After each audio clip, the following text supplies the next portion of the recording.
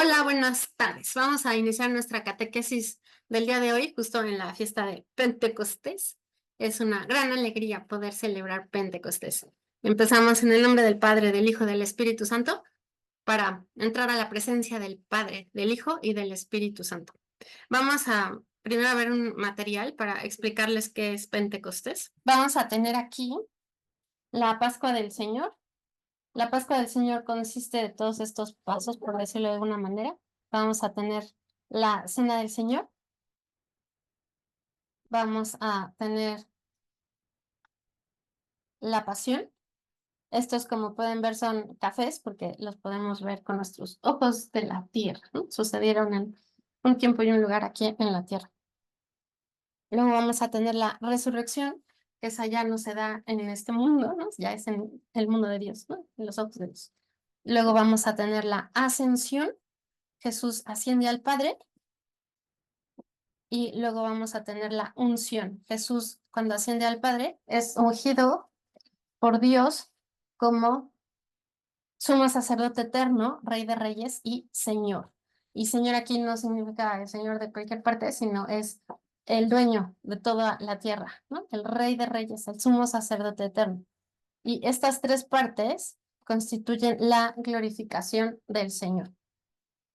Y Jesús no se queda con todo esto para sí mismo, sino ahora Jesús ha sido ungido no con un aceite, sino ha sido ungido con el Espíritu Santo, y es el Espíritu Santo el que quiere ahora darnos y nos lo envía, nos lo da en Pentecostés. Entonces aquí vemos otra vez la unión entre el cielo y la tierra. Jesús desde el cielo envía a su Espíritu Santo para que podamos tenerlo. Entonces, lo que estamos celebrando hoy es una cosa grandísima. Es el Espíritu Santo que es enviado para que podamos nosotros participar del amor y la gracia de Dios.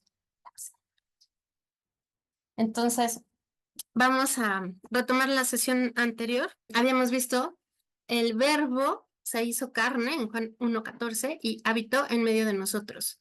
Entonces, este habitó es kenosen, es hacer una morada, plantar una tienda. Viene de la palabra skene, que significa tabernáculo, para que Dios habite en medio de su pueblo. Así en griego se escribe como está ahí, y se dice skenoma, por si quieren aprenderlo, skenoma.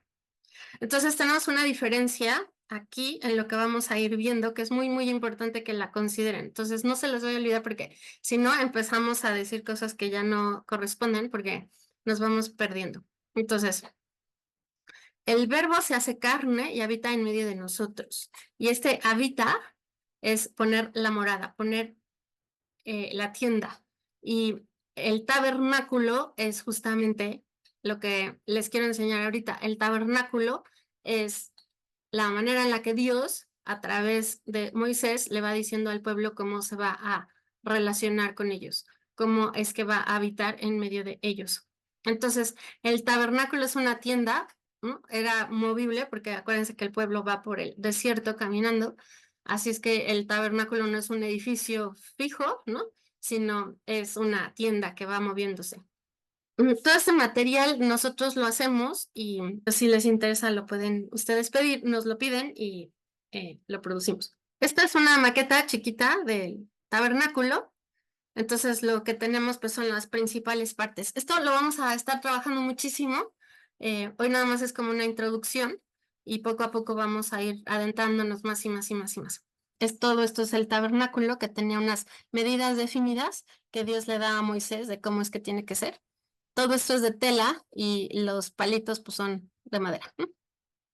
Lo primero que se ve pues es este que es el altar del sacrificio. Luego vamos a tener la fuente de bronce, que es el lugar del lavatorio. Y luego ya nos adentramos a lo que es estas dos partes. Este es el lugar santo y aquí está el santo de los santos o el santísimo. ¿Listo, grande? Nos venimos para acá. Y entonces vamos a ver que aquí tenemos el altar del sacrificio, que era en donde se mataba a los animales que iban a ser sacrificados. Tenía así su rampa para poder meter a los animales. Tenemos la fuente de bronce, que pues en este caso la sustituimos por esta. Y luego vamos a tener en este primer espacio, ¿no? En esta parte, vamos a tener estos tres elementos. El candelabro de 7 brazos, el altar del incienso y la mesa de los panes de la propiciación. Y luego ya aquí adentro, en este lugar que es el Santo de los Santos, es donde vamos a tener el Arca de la Alianza. Estos lugares, como ustedes ven aquí se tienen esta separación, entonces está dada por unas cosas y unas cortinas, digamos. Ahorita vamos a ver justo esta parte, ¿no? Esta cortina de aquí, la que separa el lugar santo del lugar santísimo. Aquí solo podía entrar el sumo sacerdote una sola vez al año. Y lo que va a suceder en el momento en que Jesús muere es que se rasga el velo del templo. Es el que se rasga. Se rasga el velo del templo y con eso lo que nos está diciendo el evangelista es que Jesús ha abierto el acceso para poder entrar a la presencia del Padre. Entonces, cuando Dios habla con Moisés, le va a decir que desde aquí, este es el propiciatorio, desde aquí, él va a hablarle al pueblo. Bueno, le va a hablar a Moisés para hablar con su pueblo, ¿no? Desde ahí.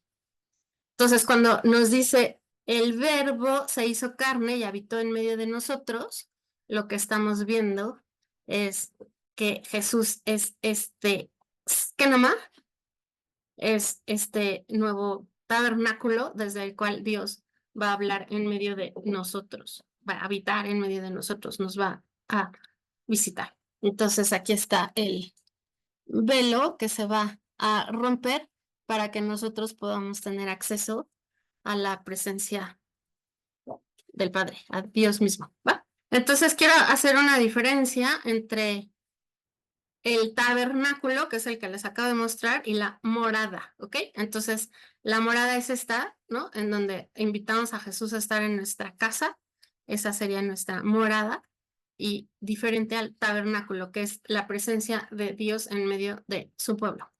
Jesús entonces va a decir, Juan 14, si me aman, observen mis mandamientos, ¿no? Entonces está Jesús prometiendo, ¿no? ¿Qué es eso? Es la promesa del Espíritu Santo. Desde muchísimo tiempo antes, Dios había estado prometiendo que enviaría su Espíritu. Entonces lo vamos a ver en Joel, en Ezequiel, ¿no? Así. Ahora aquí estamos, es Jesús que está hablando, está diciendo, si me aman, observen mis mandamientos. Y yo rogaré al Padre y les dará otro consuelo y abogado para que esté con ustedes eternamente. A saber, el Espíritu de verdad, a quien el mundo o el hombre mundano no puede recibir porque no le ve ni le conoce. Pero ustedes lo conocerán porque morará con ustedes y estará dentro de ustedes. Entonces, esta palabra de morará es moné, o sea, esto es como morada tal cual, así en griego, moné, que podemos ver que es distinto de la que teníamos antes para decir tabernáculo, ¿no? Que es skenoma, ¿ok? Entonces, esto es muy importante porque nos va a ir dando como esta relación en la que vamos a entrar con Dios de una manera muy nueva.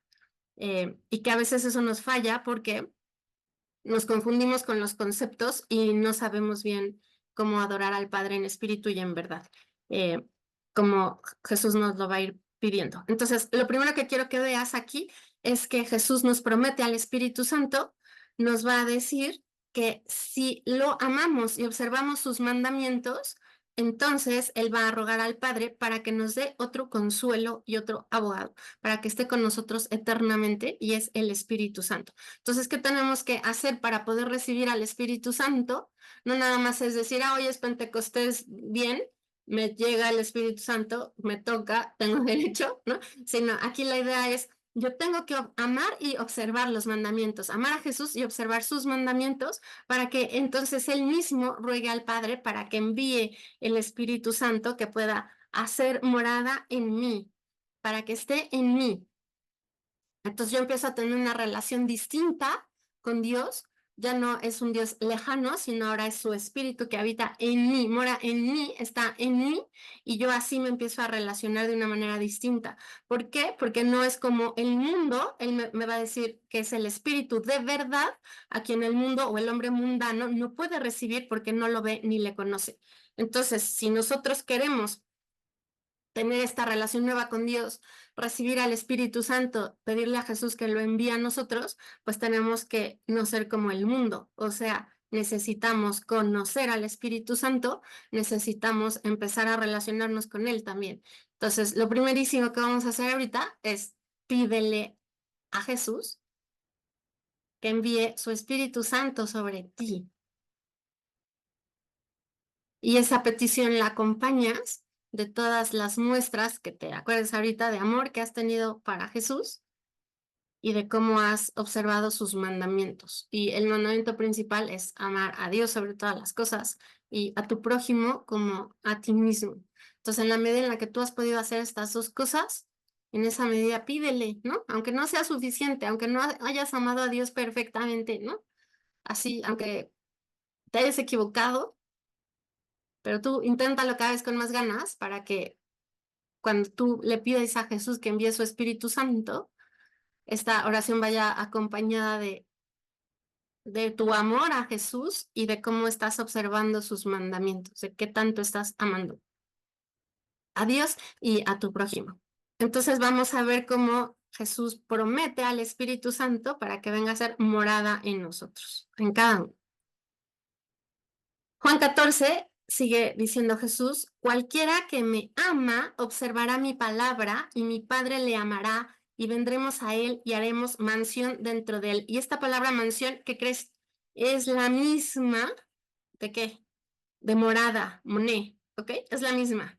Entonces, esta mansión se refiere no al tabernáculo, sino a la morada. Entonces, Dios mismo y Jesús van a morar en nosotros. Entonces, ¿a quién vamos a tener ahora? Al Padre, al Hijo y al Espíritu Santo. Pero ¿qué necesitamos? Amar a Jesús y observar su palabra, cumplir su palabra. Pero el que no me ama no practica mi palabra. Y la palabra que han oído no es solamente mía, sino del Padre que me ha enviado. Entonces, el que no ama a Jesús no practica su palabra, se pone delante de Dios y le dice, yo no voy a hacer tu voluntad, yo no voy a cumplir tu palabra. Y entonces, por lo tanto, es un enfrentarnos no solo a Jesús, sino a Dios mismo, porque la palabra que Jesús nos ha venido a dar no es suya solamente, sino es del Padre que lo ha enviado. Entonces nuevamente vemos a Jesús enviando su Espíritu como promesa para nuestra morada, ¿ok? La promesa del Espíritu Santo ahora en Juan 15, mas cuando venga el Consolador, el Espíritu de verdad que procede del Padre y que yo les enviaré de parte de mi Padre, Él dará testimonio de mí. Y también ustedes darán testimonio, puesto que desde el principio están en mi compañía. Entonces Jesús nos está diciendo que cuando Él se vaya va a venir el Espíritu Santo, el Consolador, es el Espíritu de verdad que procede del Padre y que Él nos enviará de parte del Padre. Entonces tenemos a Jesús, al Padre, y lo vamos a ver un poquito con más claridad en un momento. Entonces tenemos aquí al Padre, tenemos a Jesús, y lo que nos dice Jesús es, yo enviaré al Espíritu Santo, que procede del Padre. Y entonces en el credo nosotros decimos creo en el Espíritu Santo, ¿no? Que proceden del Padre y del Hijo. ¿Por qué procede del Padre y del Hijo? Porque la entrega de Dios a su Hijo. ¿Cuánto ama Dios a su Hijo? Pues con todo, ¿no? ¿Y cuánto ama Jesús a su Padre? Pues con todo, o sea, tanto así que le da su propia vida, o sea, de verdad, con todo. Entonces, de esta entrega mutua, aquí proviene el Espíritu Santo. Él es el Espíritu Santo. El Espíritu Santo es Dios también. Es el amor del Padre al Hijo y del Hijo al Padre. Y lo que quiere Jesús es que nosotros podamos participar de este amor, de esta intimidad entre el Padre y el Hijo, de esta comunicación entre el Padre y el Hijo. Entonces, por eso nos va a decir Jesús que el Espíritu Santo procede del Padre. Luego vamos a ver que Jesús nos dice, yo les envío el Espíritu Santo. Entonces, procede del Hijo. Pues sí, porque procede del Padre y del Hijo, porque es la comunicación entre ellos. ¿Ok? Va. Entonces, regreso a la presentación. Y dice aquí, dará testimonio de mí. ¿Quién va a dar testimonio de mí? El Espíritu Santo. ¿Y qué significa aquí dar testimonio? Entonces, fíjate muy bien, porque esto es muy importante, así, muy importante. Dar testimonio es ser testigo. ¿De qué? en este caso específico de la muerte y resurrección de Jesús. Entonces, ¿de qué nos va a dar testimonio el Espíritu Santo? De que Jesús está vivo. Tú no puedes entregar tu vida a un muerto, ¿no? Eso sería absurdo. Entonces, aquí lo que nos está diciendo es que el Espíritu Santo nos va a permitir tener ese testimonio de que Jesús está vivo, ha resucitado. ¿Y por qué lo vamos a poder tener? Porque estamos con Jesús. Entonces el Espíritu Santo nos va a permitir ser fieles, mantenernos firmes en la verdad, a pesar de todas las dificultades, a pesar de todos los obstáculos, para que podamos estar con Jesús y dar testimonio, no nada más de que el Espíritu Santo dé testimonio en nosotros, sino ahora nosotros también podremos dar testimonio a las demás personas de lo que Jesús ha hecho en nosotros, pero sobre todo de la buena nueva. Es decir, Jesús vino a salvarnos, dio su vida por nosotros, Él murió, pero ha resucitado, está vivo. Entonces seguimos aquí con este Espíritu Santo que va a venir a consolarnos, que nos va a dar testimonio de Jesús vivo.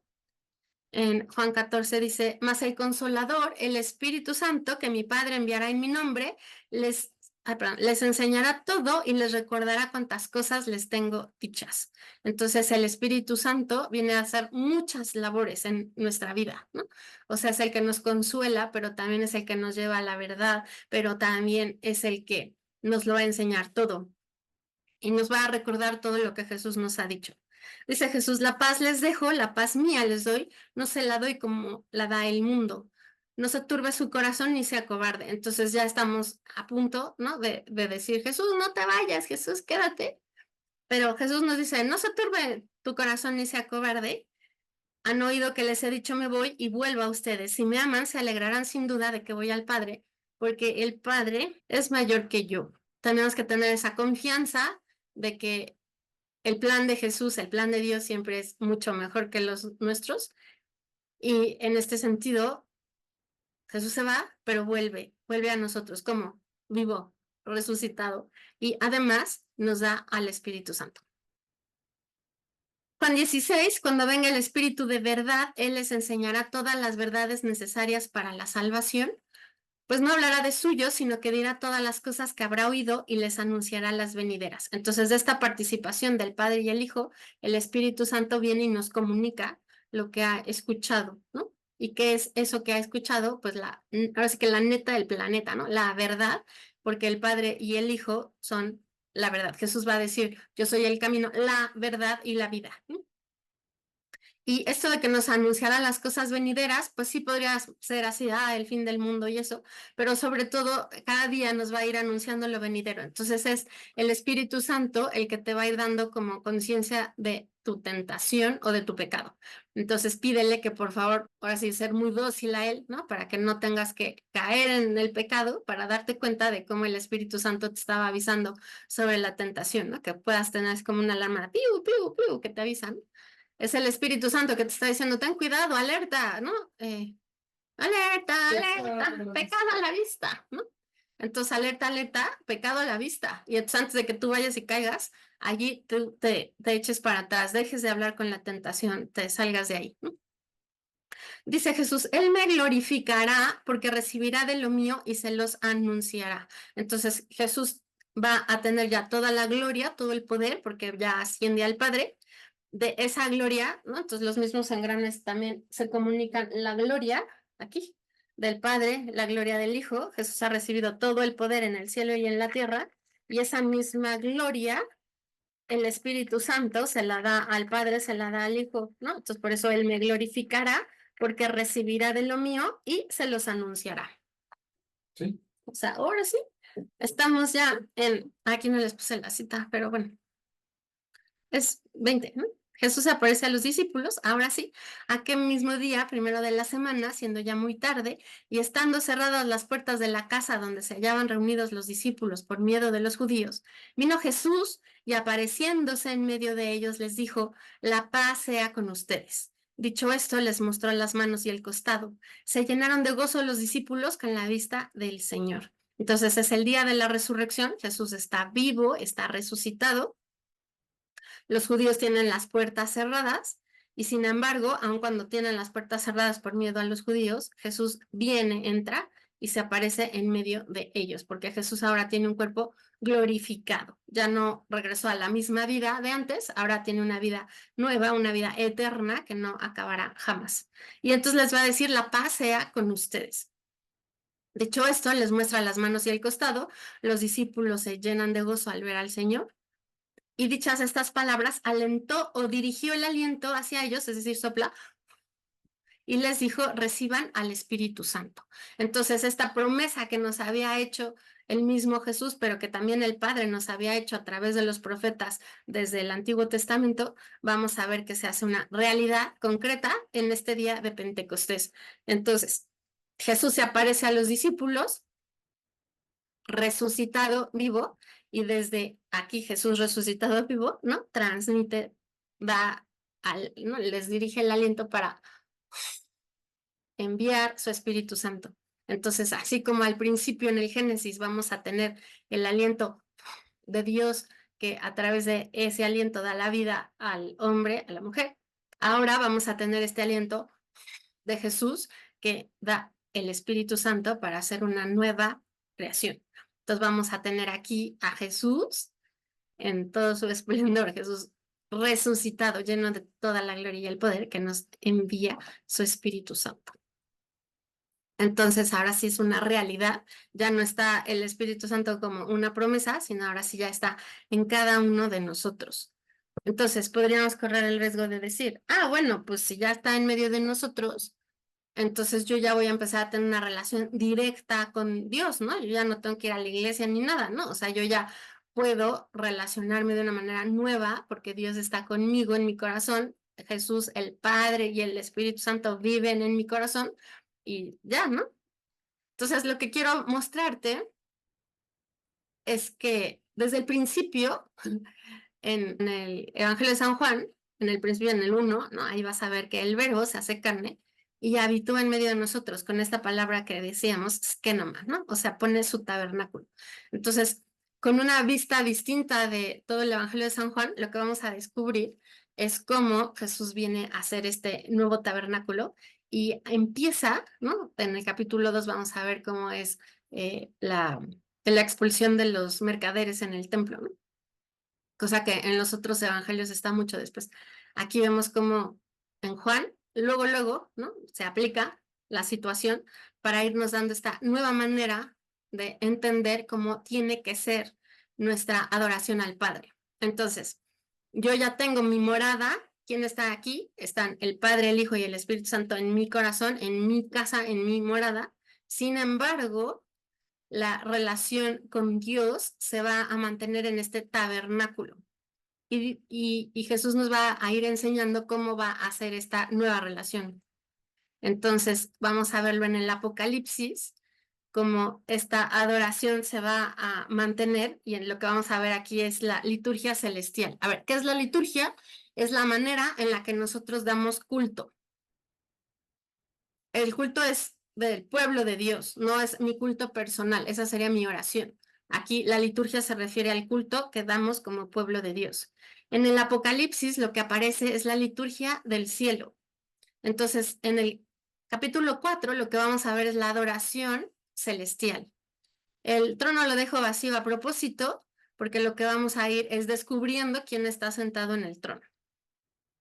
Va a decir Juan, al punto fui elevado o arrebatado en espíritu. Entonces, ¿de qué nos está hablando?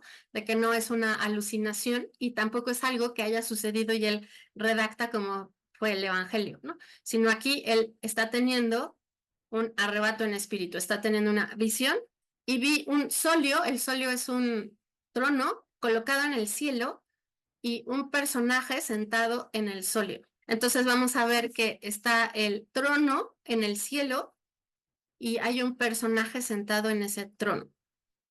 Tal vez ustedes ya tengan alguna idea de quién es el que está sentado en el trono.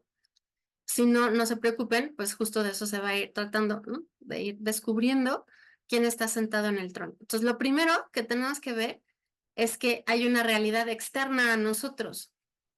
Y esto es muy importante porque estamos muy contaminados de modernismo Es esta época en la que nos ha tocado vivir, ¿no? Después de 1907, 1910, ¿no? O sea, el modernismo se empieza así como a propagar enormemente y es una corriente de todo, ¿no? O sea, es filosófica, pero pues también va a entrar dentro de la iglesia, en los seminarios, en los teólogos importantes y así, ¿no? Entonces vamos a ver cómo eso se permea y va a decir el Papa Pío X que es como un veneno que va a ir infectando no las ramas, sino la raíz misma de la fe, ¿no?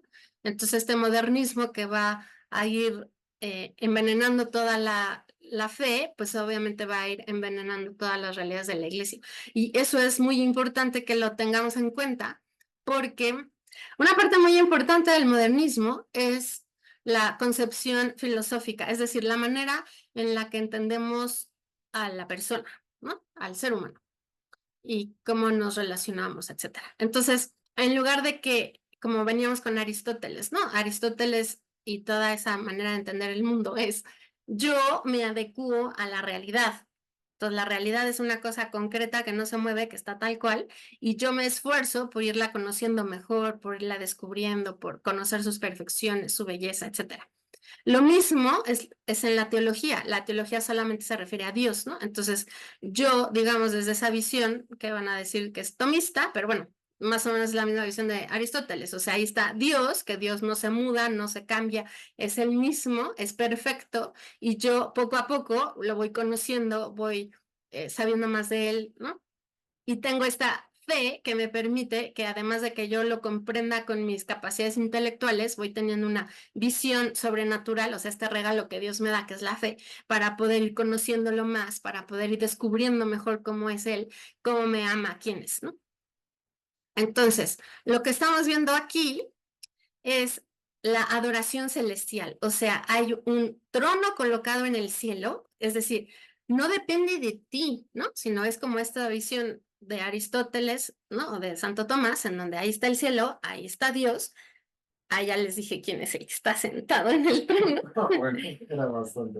Y entonces, allí tenemos esta realidad que nos supera, pero que ahí está, que no cambia, que no depende de ti, ¿no? Ahora, regresamos al modernismo y entonces el modernista te va a decir, es que depende, ¿no? Y entonces vamos a tener, por ejemplo, lo primero que sucede es Descartes, cuando empieza a decir, pienso y luego existo, ¿no? Entonces mi existencia ahora depende de que yo piense. Entonces, si no pienso, no existo. Entonces dice uno, pues no, porque ahí estás tú, ¿no? O sea, te estoy viendo, o sea, pues ahí estás, ya que no pienses, pues es otra cosa, ¿no? Entonces empezamos a ver ya con eso ahí como un resbalón para llegar incluso a Kant, ¿no? Que va a ser así el gran filósofo de los modernistas, que va a decir que la realidad no existe, ¿no? O sea, todo es una percepción de cada quien y entonces por eso hay que ser tolerantes, ¿no? Porque cada quien va a entender su propia realidad, cada quien la percibe como es y está bien, ¿no? Entonces tú no te pelees con el otro porque la realidad no es como tú la percibes, sino pues él la percibe diferente.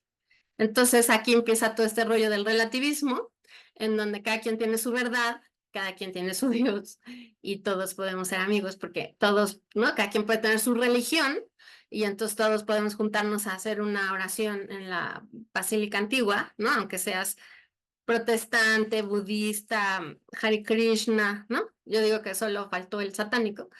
O sea, estamos ya muy mal, ¿no? Porque nos estamos confundiendo. Cuando tú tienes una visión relativista de las cosas, entonces ya Dios no es Dios único y verdadero, ya Dios no es el Padre creador de todas las cosas, y ya Jesús no es el Hijo único del Padre que ha venido a salvarte, que dio la vida por ti para salvarte, ¿no?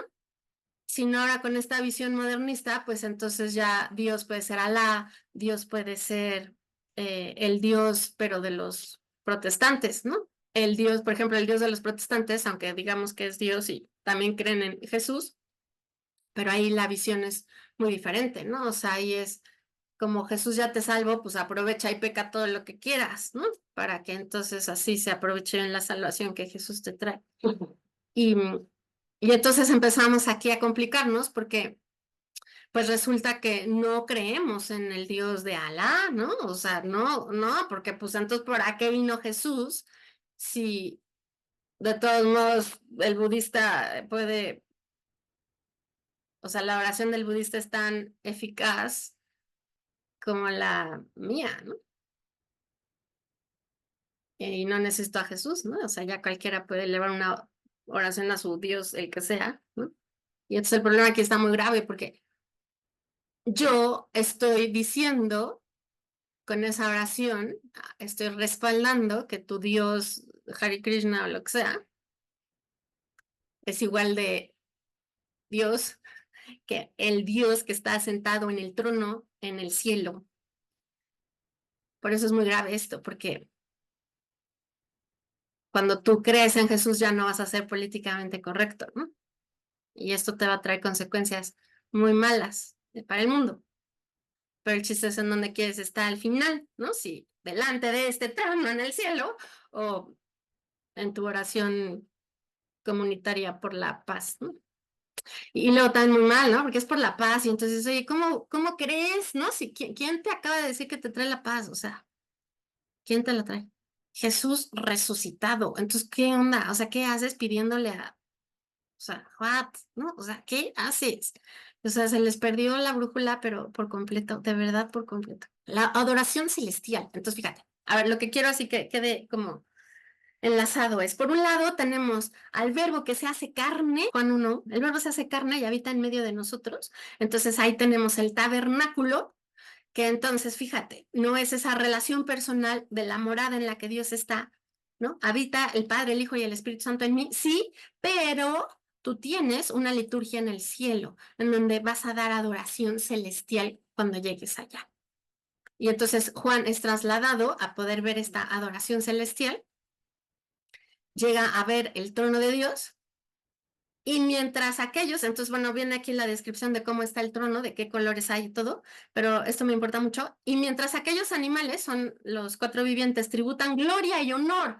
A ver, ¿qué es eso? Eso es el culto, darle gloria y honor y bendición o acción de gracias al que estaba sentado en el trono que vive por los siglos de los siglos. Entonces, fíjate, la liturgia no es para irte a aburrir, la liturgia no es para ir a oír a un señor dar una homilía. La liturgia no es para ver a tu comadre cómo llegó vestida, ni para ver si el cantante del coro se desafinó. O sea, nada de eso es la liturgia. La liturgia es para tributar gloria y honor, bendición y acción de gracias a Dios. Entonces, ¿quién va a ser el que nos va a permitir acercarnos a la liturgia de esta manera nueva? ¿Quién es el que va a permitirnos entrar en el lugar santísimo? Es Jesús el que nos permite entrar aquí, ¿ok? Es Jesús el que nos va a permitir entrar ante el trono de la gracia, ¿ok? No, no es nadie más, es Jesús el que nos permite entrar ahí. Entonces, allí vas a ver a los 24 ancianos, que luego también vamos a ver todo esto, que se postran delante del que estaba sentado en el trono. Entonces, la postración es ese acto por el cual tú pones tu frente en el piso, ¿no? O sea, te agachas tanto así, o sea, te hincas y pones así, ¿no? La frente en el piso, es decir, te abajas, te haces lo más chico posible para decirle a Dios, tú eres el grande, solo tú eres grande. Entonces ahí están los 24 ancianos que además traen sus coronas. O sea, ¿por qué? Porque son importantes, ¿no? Se postran delante del que estaba sentado en el trono y adoran al que vive por los siglos de los siglos y ponían sus coronas ante el trono. Entonces, ellos se quitan la corona. ¿Por qué? Porque es el signo de decir, yo no soy el importante, sino mi corona es tuya, ¿no? Yo me quito la corona porque tú eres el Señor, tú eres el rey, eres el dueño, ¿no? El importante. Entonces, esta es la liturgia del cielo. Aquí está la adoración que nosotros debemos de saber que existe, porque es la adoración que tenemos que hacer. Es decir, la morada que tengo adentro, en donde están el Padre, el Hijo y el Espíritu Santo, me debe de servir, ¿no? Esa presencia de Dios dentro de mí para que yo por fuera, en lo exterior, pueda hacer esta adoración, esta liturgia para el Padre que está sentado en el trono. Y entonces, ¿qué van a decir los ancianos? Digno eres, oh Señor Dios nuestro, Señor Dios nuestro. Entonces ya descubriste quién está en el trono. Señor Dios nuestro. Entonces tú te tienes que preguntar, ¿de verdad cuando yo voy a misa encuentro allí a Dios mi Señor, porque digno eres tú, Señor, de recibir la gloria, el honor y el poderío. O sea, le estás queriendo decir, tú eres lo más grande, lo máximo. Te estoy diciendo que tú eres lo mejor de lo mejor, porque tú creaste todas las cosas y por tu querer subsisten y fueron creadas. Entonces, si te acuerdas por quién fueron creadas todas las cosas, por el Verbo. Entonces volvemos a tener aquí el trono de la gloria, ¿no? Aquí está el trono de la gloria, en donde están el Padre, el Hijo y el Espíritu Santo. Entonces vas a decir, qué complicación, que no era Dios nuestro Señor. Exacto, pero es que Dios nuestro Señor es Padre, es Hijo y es Espíritu Santo. Así está la cosa. Y las cosas fueron creadas por el Verbo. Y las cosas fueron creadas y subsisten, y nada de lo que fue hecho no fue hecho sino por el Verbo, te va a decir Juan 1:1. Porque Dios dice, hágase, y dice es la palabra creadora. Ajá, porque Dios dice hágase y dice es la palabra creadora. Entonces esto está increíble. ¿A poco no está increíble? Porque fíjate, a lo que nos invita este curso, esto que estamos haciendo, es a tener esta adoración literal, ¿no? Ya no te lo quiero poner porque si no iba a ser ya muy complicado, pero Juan 4, ¿no? Es la samaritana, y entonces ahí le va a decir Jesús a la samaritana, ¿cómo debe de ser la adoración? Y entonces, a ver si te acuerdas, va a decir en espíritu y en verdad. Entonces, eso lo vamos a ver, porque eso es impresionante. O sea, es la manera en la que yo me voy a relacionar aquí en el santuario, en el santo de los santos, con Dios. Entonces, Jesús me va a ir enseñando, me va a decir cómo tengo que hablarle al Padre. ¿Y desde dónde me lo va a decir? Pues va a ser increíble, porque fíjate, tienes esta doble relación. Tenemos el Evangelio de San Juan, ¿se acuerdan? Que siempre tiene como dos partes paralelas. Entonces tiene así, ¿no? Como dos partes paralelas. Entonces, por un lado, yo voy viendo como los acontecimientos, así de los hechos que van sucediendo uno tras otro, pero por el otro lado voy teniendo el mensaje teológico. Es decir, el mensaje que Dios quiere que yo vaya descubriendo de cómo es Él. Entonces, lo que estamos viendo en todos estos pasajes del Evangelio de San Juan es ahora como otro esquema, ¿no? O sea, además de tener estos dos, ahora además se nos suma una tercera raya, ¿no? Entonces tenemos los hechos que se suceden uno a uno, el mensaje teológico, y ahora aquí vamos a aumentar lo que Jesús está viviendo en su propio corazón. Y eso es increíble, porque lo que vas a ver tú en la Eucaristía es la entrega de qué crees, del corazón de Jesús que se da a ti. Entonces vamos a tener una cosa impresionante. Bueno, te lo voy a decir ahorita, pero ya luego te lo digo con calma, ¿ok? Es la emoción. Entonces, fíjate, en el Evangelio de San Juan no aparece el relato de la Eucaristía, sino aparece el relato del lavatorio de los pies, y Jesús les deja este mandamiento nuevo, que se amen los unos a los otros como yo los he amado. ¿Qué es la Eucaristía? Es la entrega de Jesús, de su cuerpo y de su sangre. Y entonces va a decir, hagan esto en conmemoración mía. ¿Qué significa hacer eso en conmemoración mía? Es, nadie tiene mayor amor que el que da la vida por sus amigos.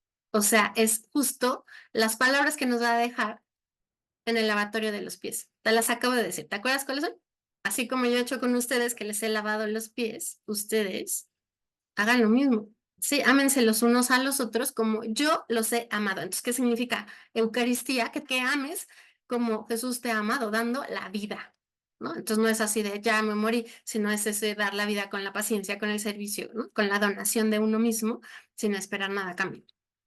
Entonces, ¿qué estamos haciendo en Pentecostés? Estamos recibiendo al Espíritu Santo que viene para darnos esta relación nueva con Dios en el cielo, con Jesús en nuestro corazón y con el propio Espíritu Santo que habita en nosotros, para que podamos escuchar las palabras de Dios, para que podamos escuchar, ¿no?, a Jesús mismo, que nos da las palabras de Dios, nos trae las palabras de Dios.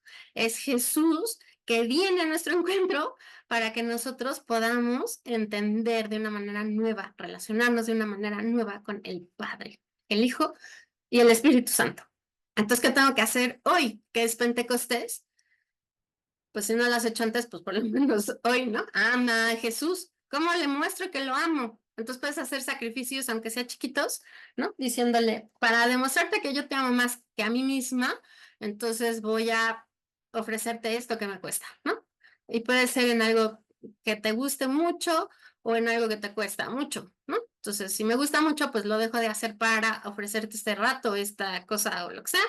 Si me cuesta mucho, pues te lo ofrezco con amor, ¿no? Entonces lo voy a hacer porque te amo y no me gusta hacer esto, pero lo voy a hacer porque te amo. Entonces te demuestro que te amo.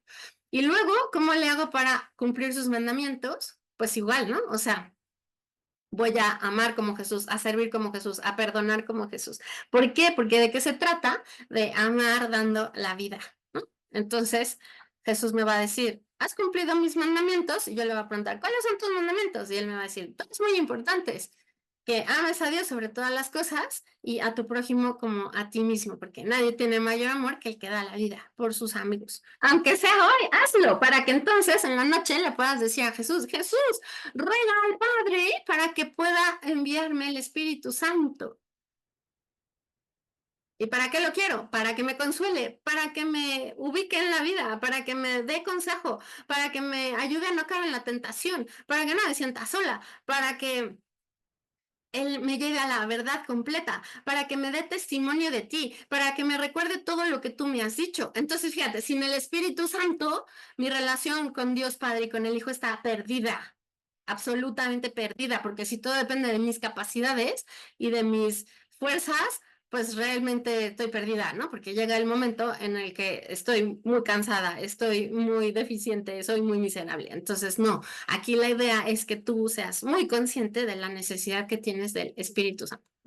Es que está un poco complicado porque son cosas, conceptos muy elevados. Entonces, Abstractos, pero y abstractos. Lo que vamos a ir viendo en las siguientes sesiones es cómo Jesús viene a darnos esa manera nueva de vivir la fe. Y va a estar increíble, la verdad. nueva diciendo diferente al Antiguo Testamento. No, nueva, porque vas a estrenar una manera nueva. O sea, es nueva, ¿no? Bueno. ¿Y quién se va a renovar? Pues se va a renovar uno mismo por dentro y con eso se renuevan todas las cosas. Entonces, así como dicen, si quieres cambiar al mundo, pues cambia tú primero, ¿no? Entonces, lo que les voy a ir mostrando es una manera nueva de ir haciendo todas las cosas para Dios, de ir dándole este culto que es de adoración, ¿no? Este culto en donde yo me postro, me hago pequeño delante de Dios. Y entonces por eso es muy necesario que a la adoración le sumemos la humildad. Porque si yo no soy humilde, no puedo postrarme ante Dios, no puedo adorarlo del todo. Necesito reconocerme que yo soy pequeño delante de Él, ¿va? Entonces, todas las cosas que me suceden, vamos a hacer una lista de todo lo malo que les haya pasado esta semana. Apúntenlo, eso se los dejo de tarea para que cada quien haga la suya. Vamos a apuntar todo lo que me salió mal, todo lo que me frustré, todo lo que me enojé, todo lo que me puso triste, todo lo que, así, ¿no? Lo malo, ¿no? Lo que me ofendieron, lo que me lastimaron. Y en lugar de tomarlo como, ay, ¿por qué no me fue bien si yo me lo merezco? Voy a tomar todas estas como unas oportunidades de ser más humilde, de poder reconocerme pequeña delante de Dios y de decirle, Señor, yo soy miserable, yo solo no puedo, mira, no me salen las cosas, ¿no? Mira cómo me siento lastimada por estas cosas tan pequeñas, mira cómo esto me ofendió. Y todo eso, además de que vas a perdonar a quien te haya ofendido, con el perdón de Dios, lo vas a hacer. Además de eso, vas a decirle a Jesús, esta es la oportunidad que tengo de demostrarte que te amo más a ti que a mí mismo y de crecer en la humildad, ¿va? Entonces, esta semana vamos a hacer esto. Vamos a decirle a Jesús que lo amamos. ¿Cómo? Ya sea ofreciéndole algo que nos gusta, entonces nos sacrificamos de eso, o ofreciéndole algo que nos cuesta trabajo. Vamos a cumplir sus mandamientos y vamos a aplicarnos, ¿no? Con todas aquellas cosas que no nos salieron bien, que nos frustraron, que así, todo eso lo vamos a aprovechar para ofrecérselo a Jesús y también para crecer en la humildad. ¿no? O sea, para podernos postrar ante Dios, para poderle decir, tú eres el único grande, el único bueno, el dueño de todas las cosas. Tomar conciencia de que es ante Dios Todopoderoso, ¿no? Así, el creador de todo el universo, así tal cual, con quien estamos. Entonces, por eso tenemos que crecer en la humildad, porque si no, nuestra adoración va a ser muy ineficiente. No vamos a estar adorando en realidad, sino nos vamos a estar parando ahí junto al trono, ¿no? Así de que, a ver, pues también a mí abaníquenme, porque qué calor. Entonces, aquí no, aquí la idea es que tú te postras, o sea, tú reconoces que eres pequeño delante de Dios, ¿no? O sea, así, ¿no? Tal cual, tú te humillas, te reconoces por lo que eres, sabes cuáles son tus limitaciones, tus incapacidades, y no exiges, sino tú adoras. Entonces, les puedo pedir si me compartan una palabra de lo que se llevan hoy en su corazón. Paz. Gracias, Señor. Esperanza. Gracias, Señor. Fe. Gracias, Señor. Paz. Gracias, Señor. Que además aquí podemos reconocer estas dos cosas. Por un lado está la morada, en donde viven el Padre, el Hijo y el Espíritu Santo en mi corazón, en mi casa, ¿no? Pero por el otro lado está el tabernáculo, en donde le damos esa adoración a Dios, Padre, Hijo y Espíritu Santo, ¿va? Entonces eso manténganlo bien como separado en su cabeza, porque lo vamos a estar usando muchísimo. Aquí la idea pues es esta, ¿no? De mantenernos fieles a Jesús y no confundirnos, ¿no? De eso se trata. Él, solo él es el que debe oír. Ajá, que Él es nuestro único Salvador y Él es el único que nos da la vida eterna, ¿no? Entonces el puente de cruz no lo puso nadie más que Jesús, ¿no? Entonces solo a través de Él podemos llegar a la presencia del Padre. Y además ustedes lo pueden comprobar, ¿no? Eso está increíble porque no te tienes que morir para decir, ¿a dónde llegué? Sino que pues cuando tú estás en oración, cuando tú le das tu vida a Jesús, tú vas viendo, ¿no? Cómo te va dando la plenitud. O sea, Él nunca te falla, no te miente. Cuando Él te dice, si tú eres de mis ovejas y escuchas mi voz, yo te llevaré a los pastos abundantes, ¿no? A donde hay vida en abundancia. Y tú lo compruebas cuando oras, cuando estás en su presencia, o sea, sabes que Él te da la paz. Entonces, también parte de eso es que ese testimonio se lo tenemos que dar a mucha gente, inclusive a gente de la propia iglesia, lo cual es tremendamente complicado, ¿no? Porque pues ellos no deberían de necesitarlo, sino al revés, darnos a nosotros el testimonio. En algún momento dicen que este es el tiempo de los laicos. Total, el chiste es nada más que nos quede muy claro que nosotros seguimos a Jesús y que pues cada vez se nos va poniendo esto un poco más tosco y hay que mantenernos firmes y fieles. ¿Va? Hay muchísima confusión en la iglesia, la verdad. Y es tanta y tal de tan gran magnitud que sí necesitamos darnos cuenta, porque si no, estamos como en una burbuja, ¿no? En donde creemos que todo está perfecto y resulta que incluso en esa burbuja pues nos están como inyectando, ¿no? Ideas a veces equivocadas. Sí quiero que ustedes lo sepan bien todo para que tengan una, bueno, pues para que lleguen al cielo, o sea, literal, ¿no? Porque si venimos infiltrándonos, Otro lado y creyendo que van hacia Jesús. ajá, porque si venimos infiltrándonos de otras ideas, pues tal vez al final o en un momento dado no estemos tomando la decisión correcta y ya no estamos siguiendo a Jesús. Entonces aquí la idea es mantenernos fieles y firmes. Sale, va. Muchísimas gracias por estar hoy aquí. Feliz Pentecostés, pídanle mucho al Espíritu Santo que les ayude a ser como Jesús, para amar como Jesús, ser como Jesús, vivir como Jesús, perdonar como Jesús, servir como Jesús en medio del mundo. Así sea. Amén. Muchas gracias. Un abrazo. Gracias. Muchas gracias, Erika. Gracias, Erika. A ustedes. Bye. Bye.